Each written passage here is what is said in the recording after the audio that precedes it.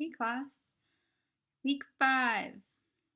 All right, I hope that you enjoy the little interview with Anatole this week.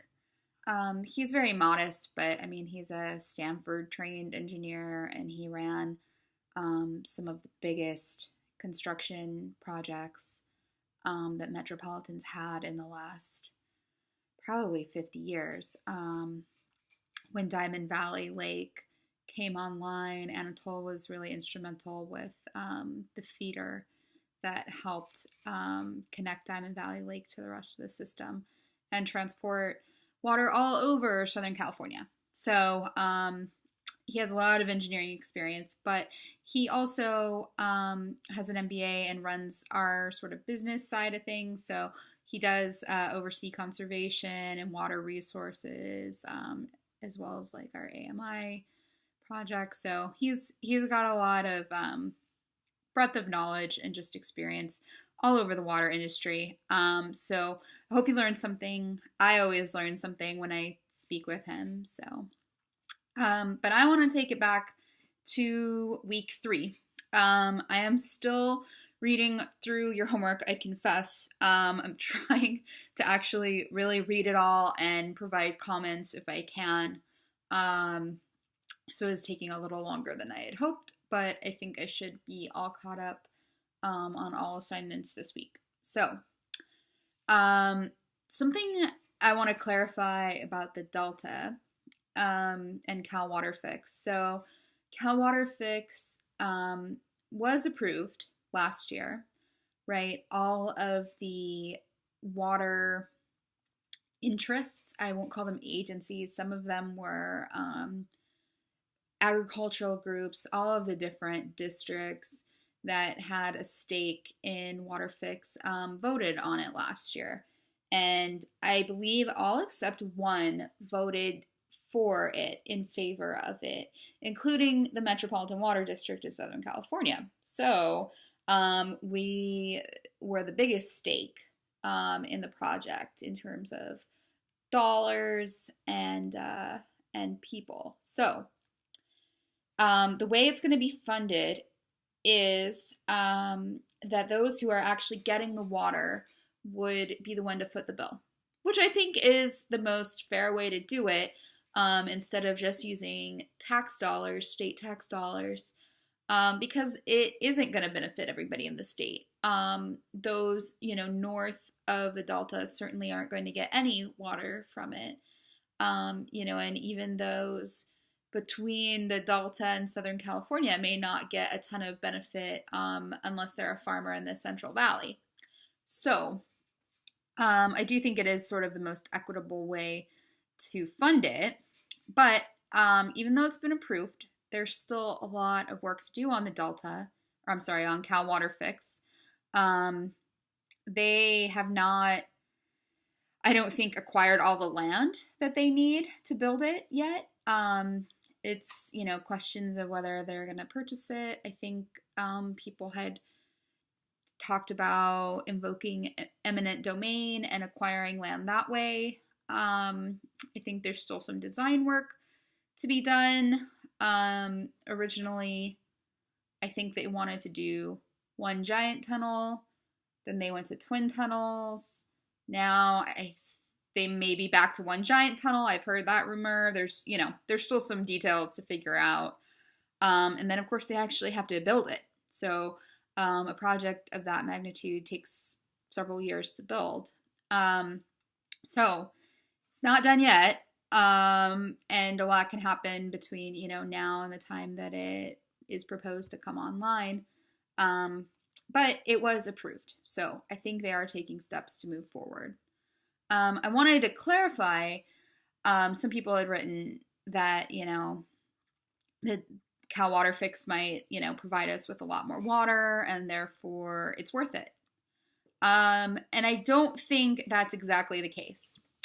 I think what Cal Water Fix might provide us with is stability. So right now, the Delta and pumping from the Delta varies greatly from month to month, year to year, etc. Particularly, it's seasonal. There's the least amount of pumping, I believe, goes on in January because of the life cycle of fish. However, that's when there's the most water available. So there's some issues with when we can pump and how much we can pump from the Delta right now. Waterfix, there would still be limitations on how much could be pumped. They are going to be required to maintain a baseline flow in the rivers. So it's not like they can just pump them dry and suck all the water out. So there is a limit on how much water can be exported. What they're hoping for is that now it wouldn't be so contingent on the fish populations, so that they could pump a more steady, even flow throughout the year, instead of right now having it be very unpredictable. So more stability. Perhaps they could, pump more water in January, whereas right now they're not getting any hardly in the winter. So there's some things like that where it may increase a tiny bit. But, again, it's stability in terms of the Delta failing. So the Delta certainly could fail because of an earthquake. If there was a major earthquake in that area, it's likely that the levees would fail on several of the islands, and if those islands were to be submerged with water, that would cause the San Francisco Bay to rush in, right? If the water were to sort of take over where the islands were, it would suck in the bay and create a really saline situation, which would not be good for us. It would probably not be great for the ecosystem either.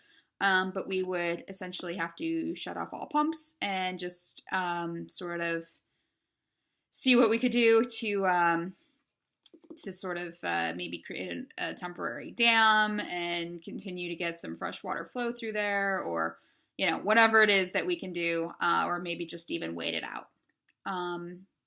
But the Delta would definitely be offline for months to years. So this might help take away the danger of that situation. I'm not sure that giant concrete tunnels are necessarily more seismically stable, but that is sort of the theory that, it would be less prone to earthquake damage. And to be honest, the islands could fail, the levees on the islands could fail, not just in the case of an earthquake, but really at any time.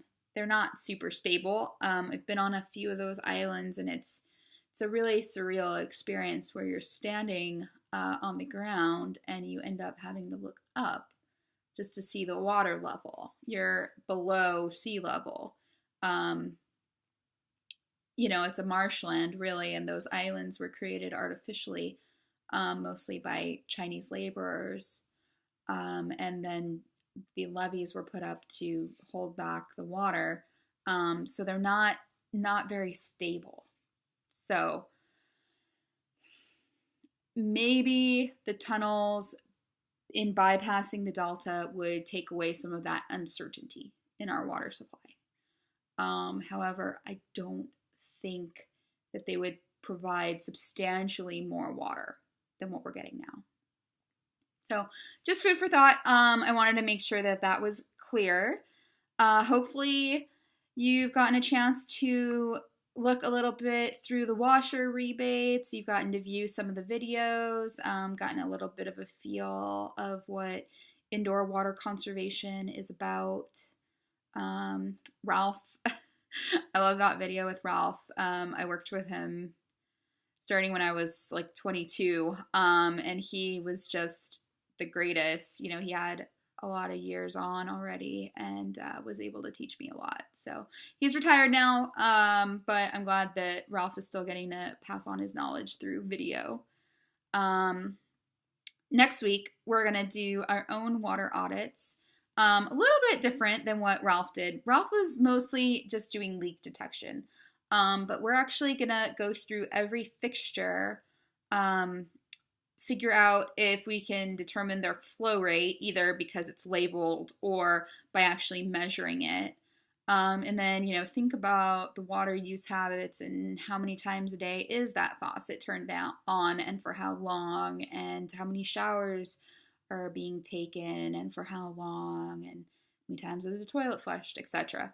So it doesn't have to be your house, but we do want everybody to find a house or an apartment that has a kitchen and a bathroom.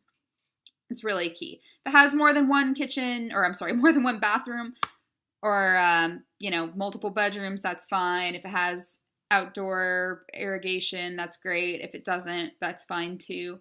But at least try to find some place that you can do a water audit on that has a kitchen and a bathroom. So I think that will be pretty interesting, and hopefully, a bit of a real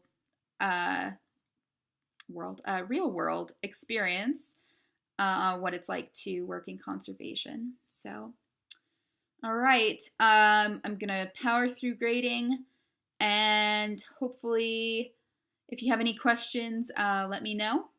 Otherwise, I will see you guys next week.